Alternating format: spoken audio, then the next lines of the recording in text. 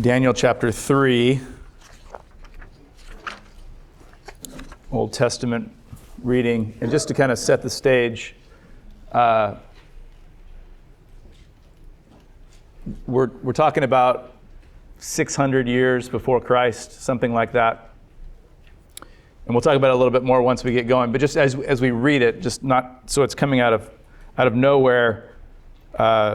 The city of Jerusalem has been overthrown, the capital city of Israel, and some of the best men, young men, have been taken captive into Babylon, and they don't defile themselves. Shadrach, Meshach, Abednego, Daniel. King Nebuchadnezzar is really got this God complex, and he has this vision in chapter 2 of this image, this statue that has various parts to it, and it speaks of various kingdoms that are going to come, and then ultimately the kingdom of God will come, and he says, no.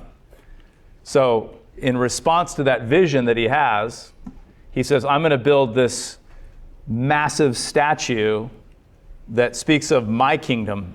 My kingdom will stand. Babylon will live forever.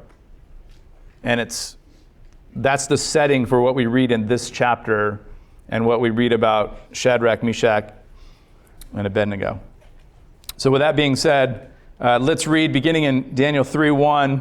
This is God's word. Please give careful attention to its reading. God's word says this: King Nebuchadnezzar made an image of gold whose height was 60 cubits and its breadth 6 cubits, and he set it up in the plain of Dura, the province of Babylon. Then King Nebuchadnezzar sent together the satraps, the prefects, the governors, the counselors, the treasurers, the justices, the magistrates, and all the officials of the provinces to come up to the dedication of the image of that King Nebuchadnezzar had set up.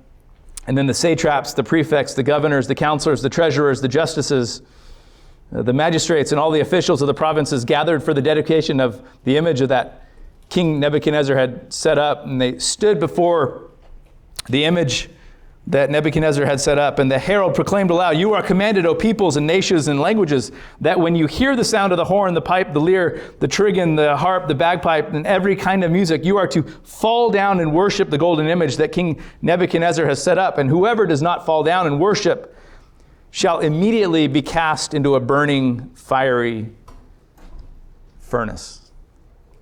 Therefore, as soon as all the peoples heard the sound of the horn, pipe, lyre, trigon, harp, bagpipe, and every kind of music, all the peoples, nations, and languages fell down and worshiped the golden image that King Nebuchadnezzar had set up. Verse 8.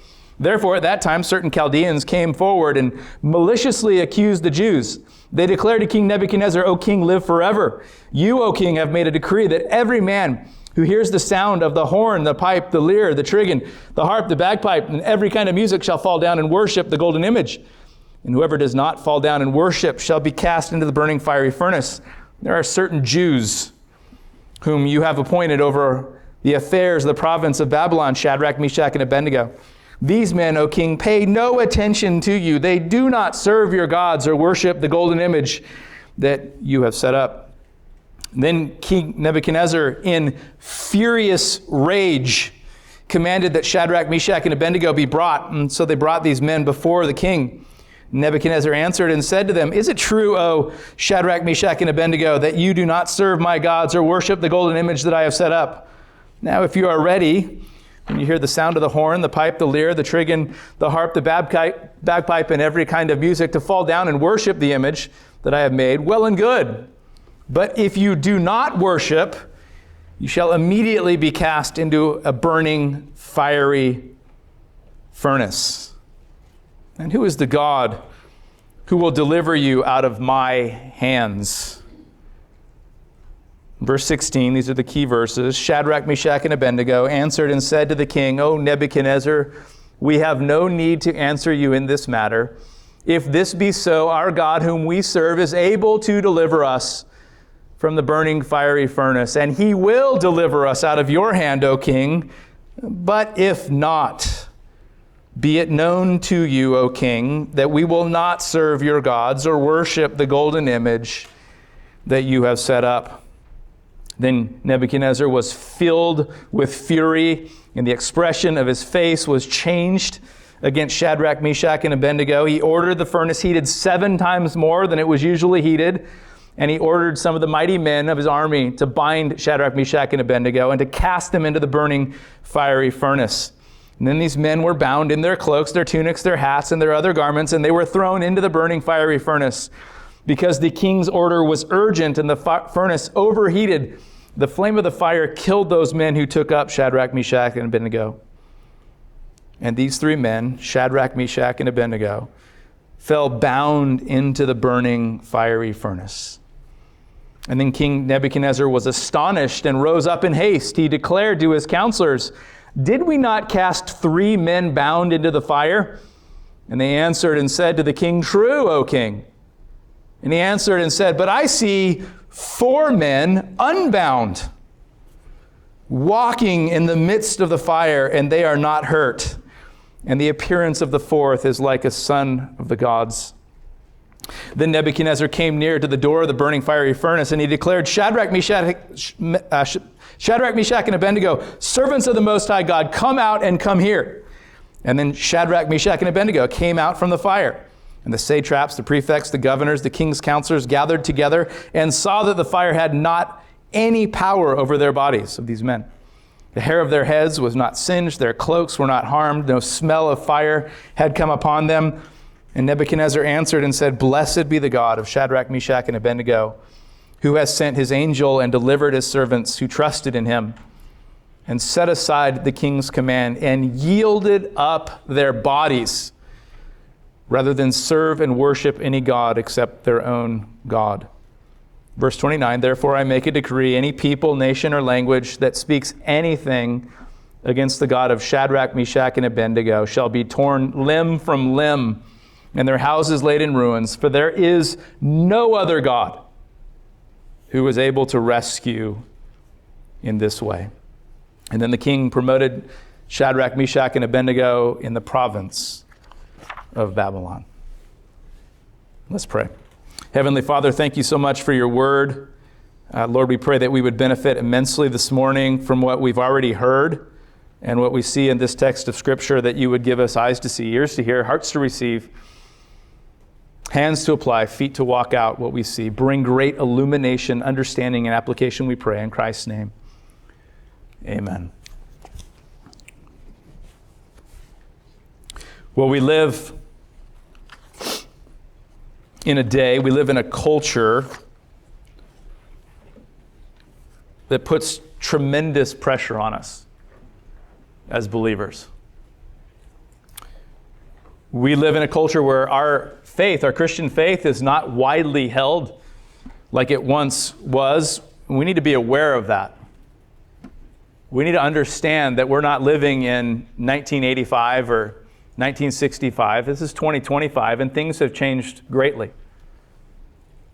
The religiously unaffiliated, atheistic, agnostic, those with no particular beliefs, nuns, NES, are on the rise.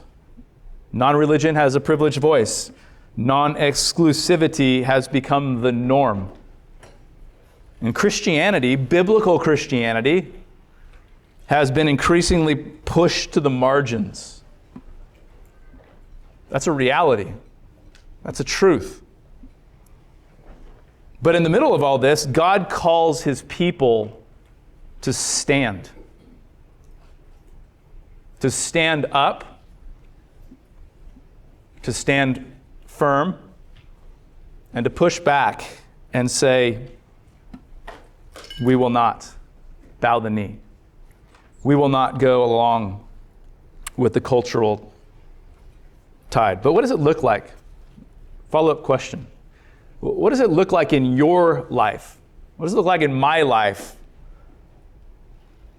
to be faithful to God when faithfulness may very well cost us everything?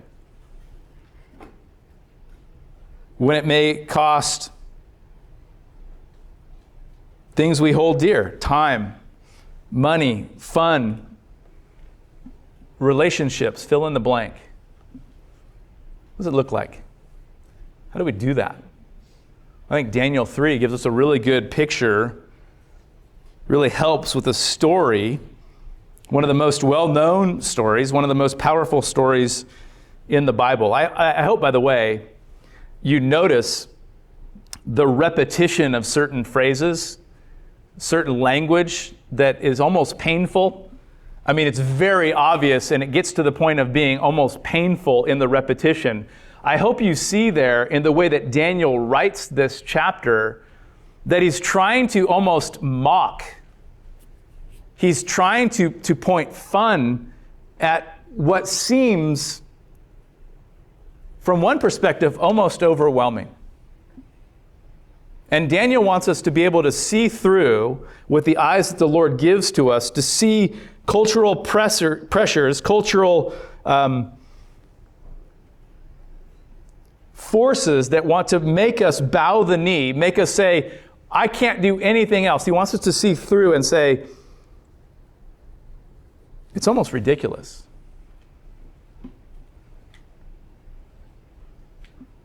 The way of the Lord is the only way. But we have to, friends, we have to have eyes to see. We have to have biblical vision and insight and clarity if we're going to stand up and live as the way the Lord calls us to live.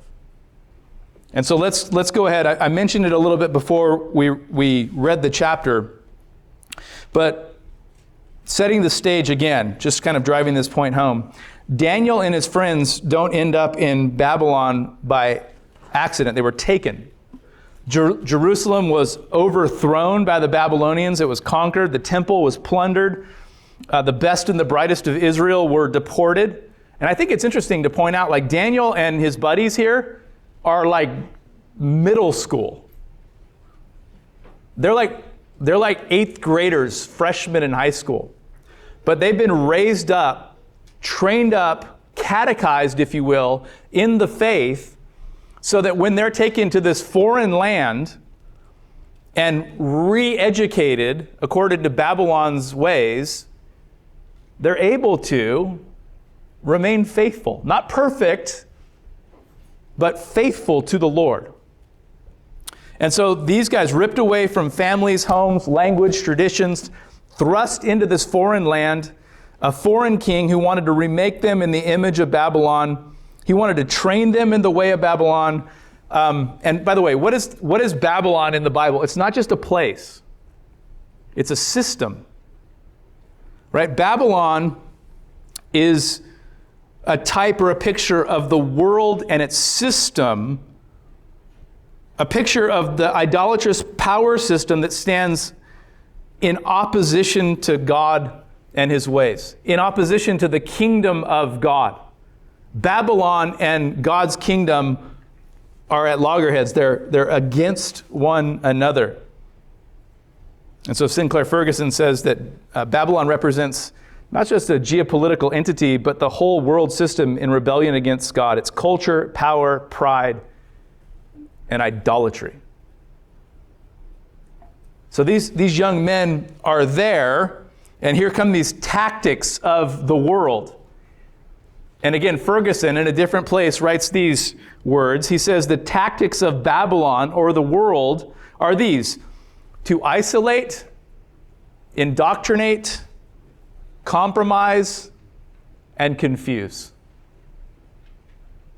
Parents, that's what the world wants to do with your children. Adults, that's what the world wants to do with you.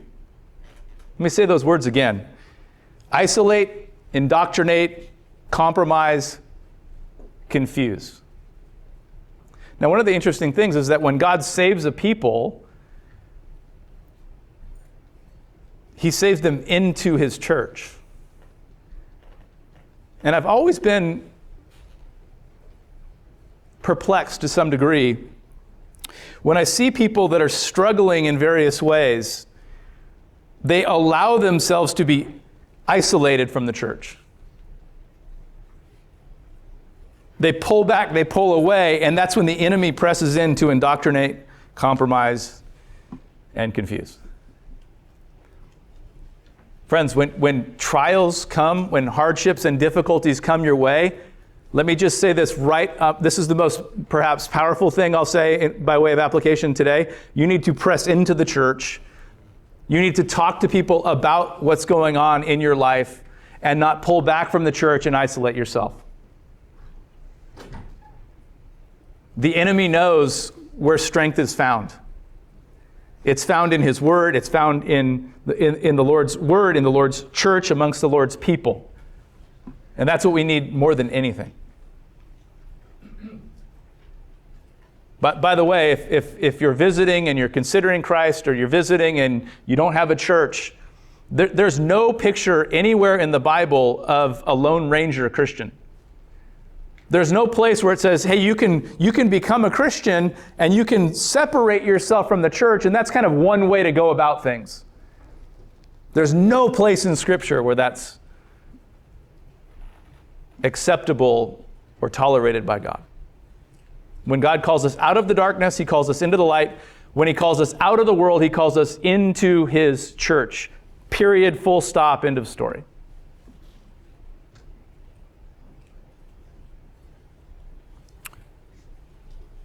So these men are, in the words of like 1 Peter, in the words of Hebrew, they are pilgrims, they are sojourners, they are aliens in a foreign land. And again, as I said before, they're not going to defile themselves by eating the king's goods. They're going to kind of go on this fast, and the Lord blessed them in that fast. And then in chapter 2, there's this vision, like I said, and it's of these successive kingdoms. And Nebuchadnezzar sees his element as Daniel interprets the vision for him, and he goes, "Oh, I'm involved in this statue. Okay, now the whole statue is going to be my kingdom." And so, out in the middle of the plain of this area, outside of the walls of Babylon, he builds this statue that's 90 feet tall. Picture a 9-story building made of gold, which represents Babylon, which represents his kingdom. And he calls everybody from the whole empire to come out and to worship and bow down. And this king, right, he's saying, my kingdom shall last forever. And we all do that. We all want our personal kingdom. Now, a lot of us don't have opportunity to build kingdoms. Just we lack time, we lack resources, we lack money. But we all want to build our own little kingdom. And we don't want to give ourselves to God's ultimate kingdom, which is, by the way, spoken of in chapter 2, that lasts forever, that overcomes and defeats all the other kingdoms of the world. It's the final kingdom. It's the kingdom that rules over all things for all times, in all places, eternally. And it's the only kingdom for any of us to bow down to submit ourselves to, the kingdom of our God. Daniel and Shadrach, Meshach, and Abednego understand that. And so let's rapidly go through this chapter. And see what's going on here. And we'll go rapidly, I promise you. But the pressure to bow in the first 3 verses, again, this massive statue, 9 stories tall, in the middle of the wilderness. It's also interesting too, if you do a little bit of work on this, that this is the place where the Tower of Babel was constructed.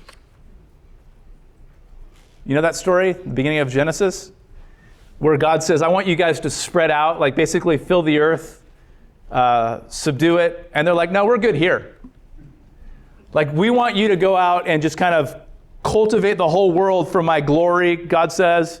And they're like, "No, we're just going to kind of stay in this one place and build straight up. We're going to build a tower into the heavens." And God judges them, right? He scatters them. He gives them a bunch of different languages. They can't understand each other. And there's this curse that's poured out. And they're unable to, in that place, kind of stay together and worship as they want to worship. God's curse is poured out. And it seems like in this text, to some degree, the curse is like overcome. Like the God who poured out the curse, the God who spread them out, is overcome. Maybe Babylon is more powerful. Maybe Nebuchadnezzar is ultimately powerful, is the thought here as you see this building, this structure being built. And so this giant structure to the heavens, and the who's who of the kingdom, everybody's brought together. And it basically says in verses 4 to 6, when you hear the music, and you noticed that, didn't you? The repetition, like the folly of it all, the pomp and circumstance that Daniel is saying means nothing ultimately. But the command here is when you hear the music, fall down and worship. And so this is not just a religious moment. It's a political, cultural, personal moment. To bow is to belong. It's to belong to the culture of the day, what seemed to be the most powerful culture, and to refuse is to rebel. And the punishment for rebellion is a fiery furnace. And so what do you do at this point? It works that way in our day too, doesn't it? Like our culture demands conformity. It weaponizes fear. It wraps idolatry in the language of unity and celebration and progress. And it punishes dissent. It punishes rebellion. And so you don't have to think really long and hard about what this looks like, because it's affecting you every day. It's in your daily life.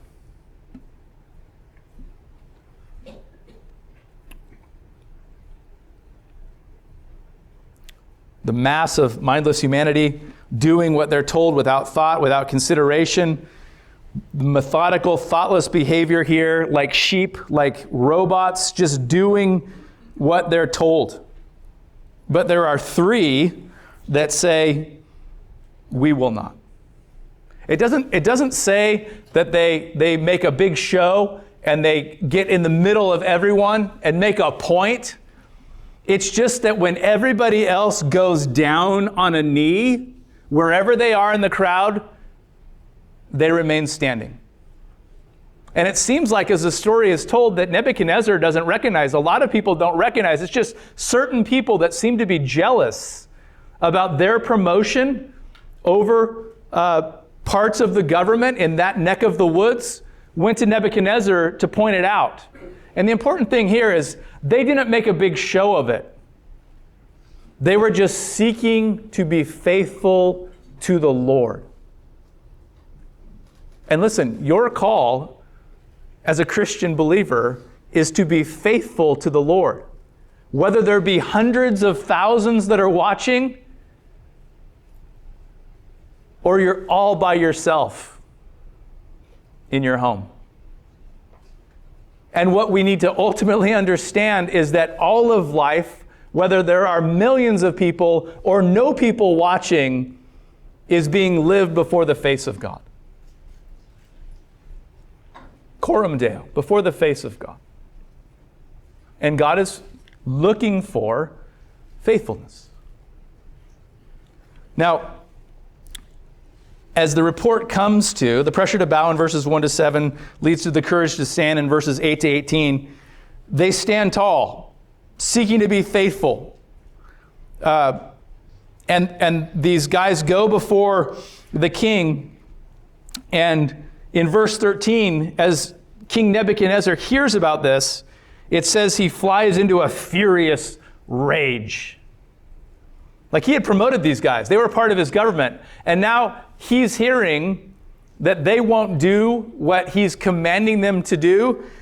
And he's outraged. And he calls them before him and he says, is it true, guys? Like, I'll give you a mulligan. We can have a do-over if you guys will just come and bow the knee. No harm, no foul, gentlemen. Second chance here. And again, what do you do? They don't bow. They don't bow. What do you do? Do you bow? Do you say, okay, now we're front and center before the king. Now it's time to bow. And they don't. They hold firm. And this statement and the structure of the chapter really points this out to us, that these verses 16 to 18, are the key. There's this chiasm, which what you need to know about that is it just signals the center, right? Look at these words with me. O Nebuchadnezzar, we have no need to answer you in this matter. If this, verse 17, be so, our God whom we serve is able to deliver us from the burning fiery furnace, and he will deliver us out of your hand, O king. But if not, verse 18, be it known to you, O king, that we will not serve your gods or worship the golden image that you have set up. This is biblical faith, friends. He is able. He is able. This is trust in God's sovereignty, his power, his control. He will deliver. This is what faith looks like. But the next step is so crucial. You know, I fear that there are a lot of people that would call themselves Christians that say things like, he is able and he will deliver, but they don't take the next step. And then when God doesn't come through the way that they demand he comes through, they walk away. They walk away. It's some kind of bargain, some kind of deal that they make with God. And so this is where we get people deconstructing. This is where we see people turning away. But the third is so important. If he doesn't, we still will worship. If God doesn't do what we want him to do, we still will worship. Genesis 22, God says, Abraham, I want you to take your son, your only son Isaac, and I want you to sacrifice him. And what does Abraham do? It says he gets up early the next morning and he goes to sacrifice his son. He doesn't know how God's going to do that. Job says, though he slay me, yet will I trust in him. And that's what biblical faith is supposed to look like. Whatever God does, we follow him and pursue him. And sometimes, you know, God looks as though he is weak. Sometimes God's sovereignty doesn't look like sovereignty. Sometimes it looks like he loses. Sometimes it looks like he fails. Sometimes it looks like false gods and man's culture is more powerful than the true and the living God that we see revealed in Scripture. But I want you to know this morning, friends, that God is comfortable in his own skin. He doesn't have to prove himself to anyone. He knows who he is and he knows what he's doing, and he calls us to trust in him.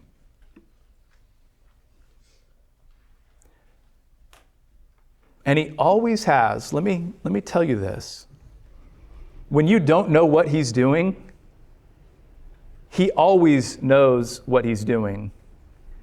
And when you don't know what he's doing, he always has a perfect reason for doing what he's doing. Always. And I think it's important for us to understand that we are limited in our understanding. We are flawed in our thinking. And we often, therefore, make really bad conclusions.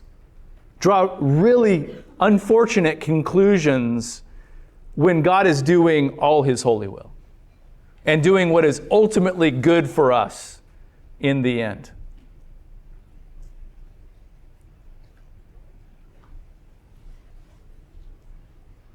So they say, you know what, God can, God will, but even if he doesn't, we worship God.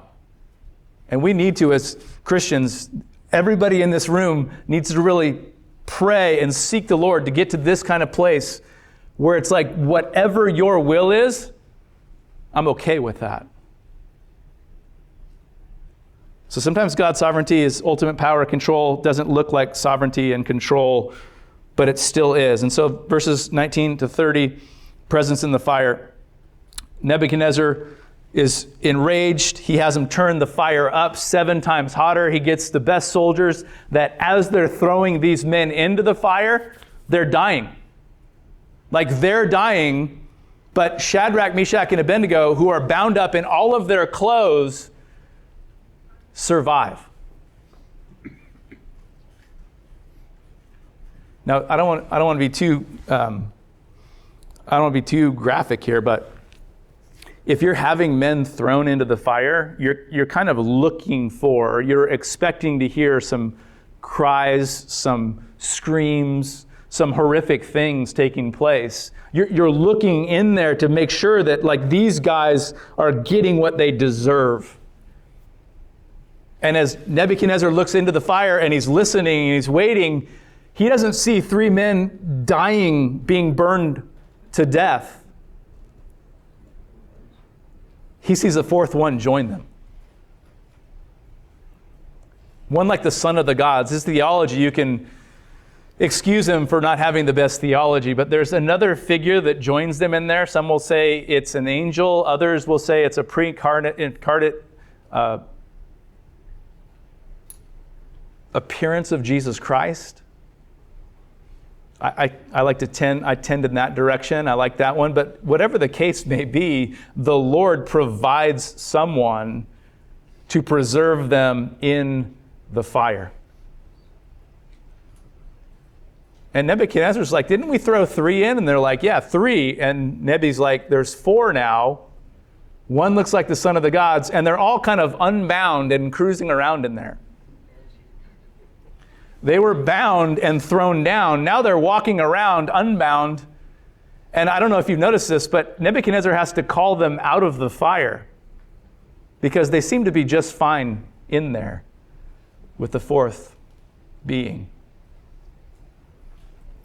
I think it's significant that the Lord doesn't always keep us from the fires, but he always joins us in our fires. Everybody goes through trials and tribulations and difficulties, believer and unbeliever alike. But one of the things the unbeliever doesn't have access to is growth and maturity, purification and purity, or communion with the true and living God as they suffer. The Bible promises you that as a Christian believer, your suffering, your sorrow, your hardship is all being worked together for your ultimate good and God's ultimate glory.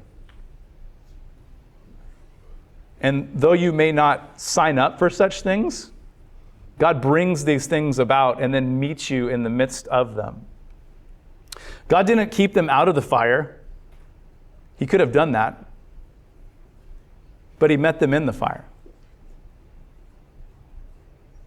Peter says, don't be surprised by the fiery trial that comes your way.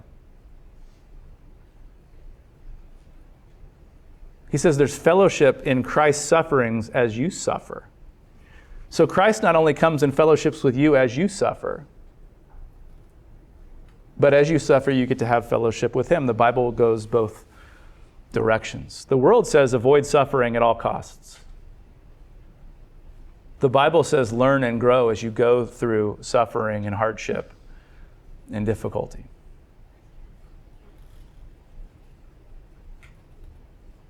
And he said that's still kind of hard for us to think about, to ponder, to understand how to remain faithful. I fail and fall short all the time. So do I, every day. While we should pursue faithfulness on a regular basis and on an ongoing basis, we understand and know that we fail and fall short every day.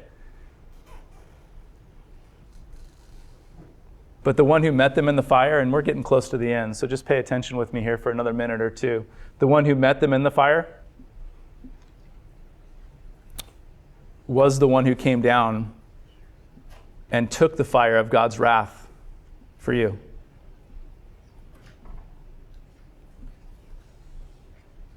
No one came to meet him in the fire. He took it alone. My God, why have you forsaken me? He didn't come down so that he might suffer, but so that he could suffer and would suffer and bear the wrath of God's condemnation. Bear the fury of God's just wrath. And quench it for you and for me. See, the fire that you endure as a Christian believer is the refiner's fire. It's the fire that's doing good things. It's removing dross. It's bringing purity and purification. It's growing you in your sanctification. But the fire that he bore was a fire of condemnation. And because he took the entirety of that condemnation, there is no condemnation left for you.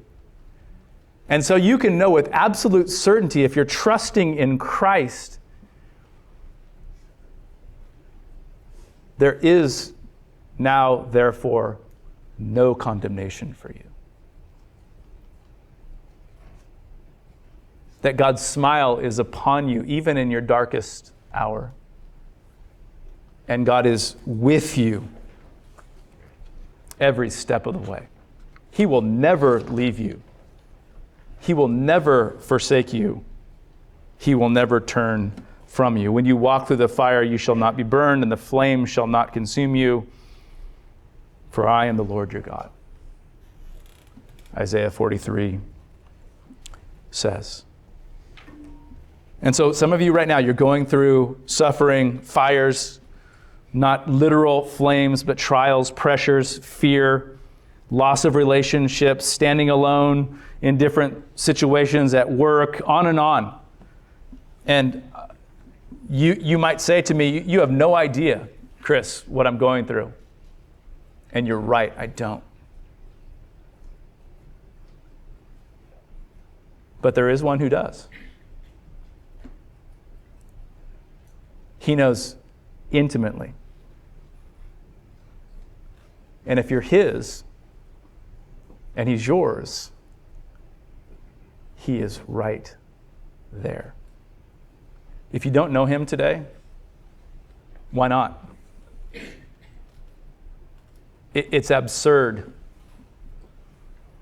to take on the baubles and beads and live for the individual kingdom, your individual kingdom, or the kingdoms of men that will perish. The kingdom of our God and of his Christ will last forever. You have the opportunity to have your sins forgiven, to have his presence with you every step of the way. I plead with you.